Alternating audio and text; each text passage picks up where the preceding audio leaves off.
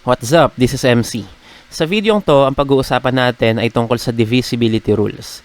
Ito ay unang bahagi pa lang dahil yung topic na to ay hinati ko sa 5 video. Gusto ko ma-explain ko to ng maayos. So ano nga bang ibig sabihin kapag sinasabing divisibility or kapag sinabing ang isang number ay divisible din ng isang number? Una nating pag-uusapan yung meaning and then mamaya magbibigay tayo ng mga examples. Masasabi natin na ang isang number ay divisible ng isa pang number kapag pareho silang integers, tapos yung quotient kapag yung unang number dinivide gamit yung pangalawang number, integer din. Para mas maintindihan natin to, magandang i-recall muna natin ano bang ibig sabihin ng factors. Kung maaalala nyo, ang factors ay mga numbers na ginagamit para makuha yung product. Meaning, yung operation na pine-perform natin sa mga factors ay multiplication. At again, yung product, ito yung result ng multiplication. So, meron tayong tatlong equation dyan. 1 times 12 is equal to 12, 2 times 6 is equal to 12, and 3 times 4 is equal to 12.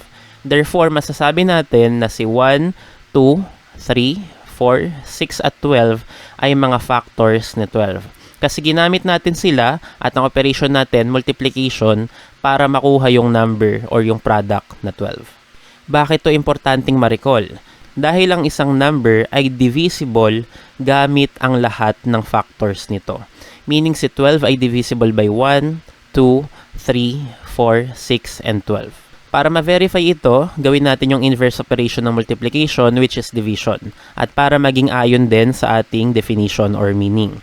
12 divided by 1 is 12. Lahat sila integers. Therefore, pasado siya dun sa definition. Ganon rin yung mga susunod na equations. 12 divided by 2 is 6. Lahat sila integers. 12 divided by 3 is 4. Lahat sila integers. Therefore, we can say that 12 is divisible by 1, 2, 3, 4, 6, and 12. Kung sa ngayon medyo nahihirapan kayong intindihin to, magbibigay pa naman tayo ng ibang example. Is 56 divisible by 2?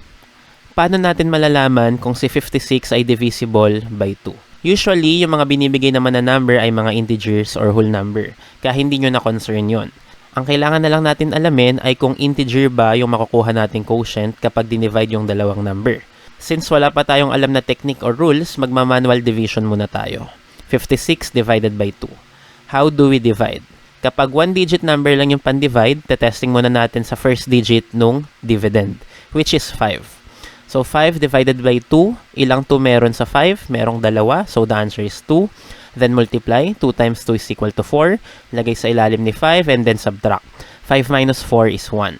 And then bring down the next digit which is yung 6. So, 16 na ngayon. 16 divided by 2, that's 8 and 8 times 2 is 16. So, subtract 16 minus 16 is equal to 0. Which means na wala tayong remainder at wala rin magiging decimal, meaning yung nakuha nating quotient, integer or whole number. Which is yung nasa definition ng divisibility. Si 56 ay integer, si 2 ay integer, at yung quotient nila na 28 ay integer din. Meaning, the answer to the question is yes. 56 is divisible by 2. Again, kung hindi 0 yung remainder or kung itutuloy natin yung division at magkakaroon tayo ng decimals, yung given na unang number ay hindi divisible ng ikalawang number. However, sa example na to, ang remainder natin 0, so ang nakuha nating result, integer. Which means na yung unang number na 56 ay divisible ng ikalawang number na 2. Next example. Is 71 divisible by 3? Again, wala pa tayong alam na rules or techniques, kaya manual division muna tayo. 71 divided by 3. Again, first digit lang muna, 7 divided by 3. Ilang 3 meron sa 7? Merong 2. So, the answer is 2. And then 2 times 3, the answer is 6. 7 minus 6, that should give us 1. And then we should bring down the other one. So, we will now have 11 divided by 3. That's 3. 3 times 3, that's 9. And 11 minus 9 is basically 2. So, meron tayong remainder, 2. Or kung itutuloy natin division, magkakaroon naman tayo ng decimal. Meaning, hindi integer or whole number yung ating quotient. Therefore, the answer is no. 71 is not divisible by 3.